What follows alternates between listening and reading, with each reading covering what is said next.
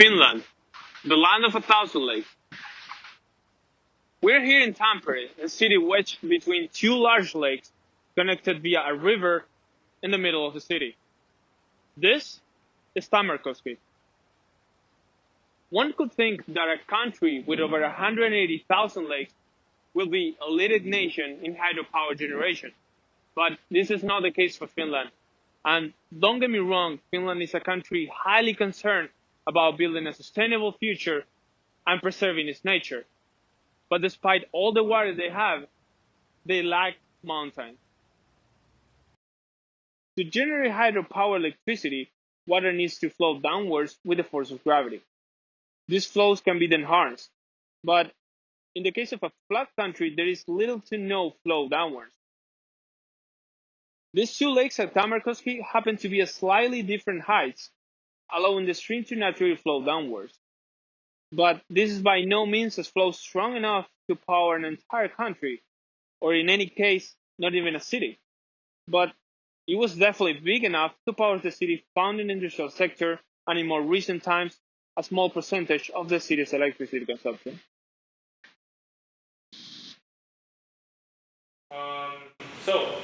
How much electricity Tammerkoski produced?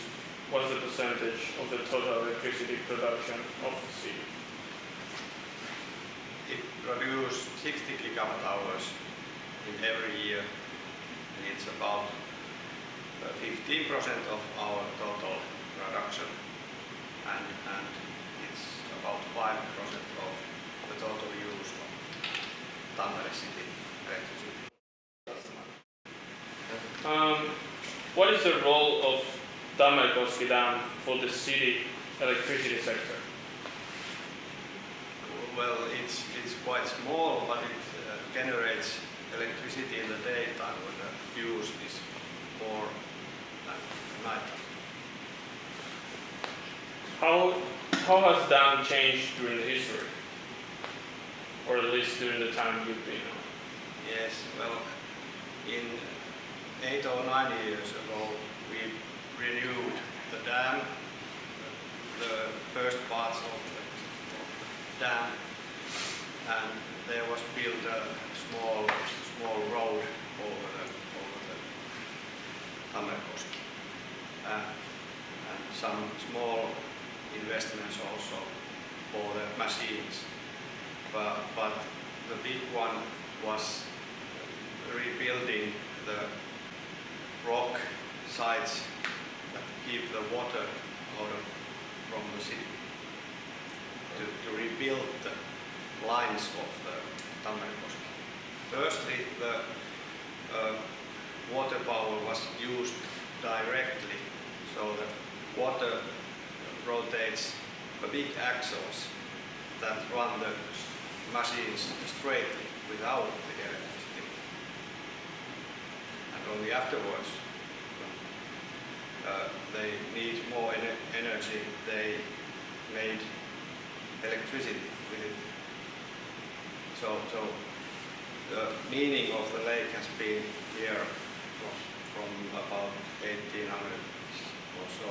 Right, and you would say that the factories and the dam were what created the city, because when the factories came, the people came as well, right?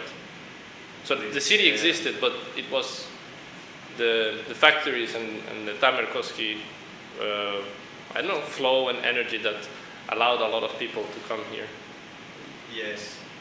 Well, they managed to fill the surroundings of the factories, so it would be possible to make fabrics, color the fabrics, and make wood, and there was pulp mills, and also later on the taco board mill, and the machineries all needed water and the electricity for energy. What are the plans about Tampere sustainability in the future? Well, we have already made a lot of investments to use the energy as as good as possible, and we will continue that work also. Then we are building and moving to more wood use, renewable energies. We have also wind power investments, and the main idea is to make most of the energy and all the lessen the emissions of the factories.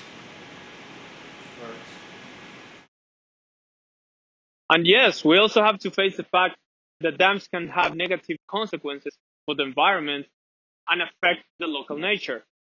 But it doesn't mean that we have to stop trying and make the best for what we have, whether it is a small dam, a nuclear station, or a field of wind turbines.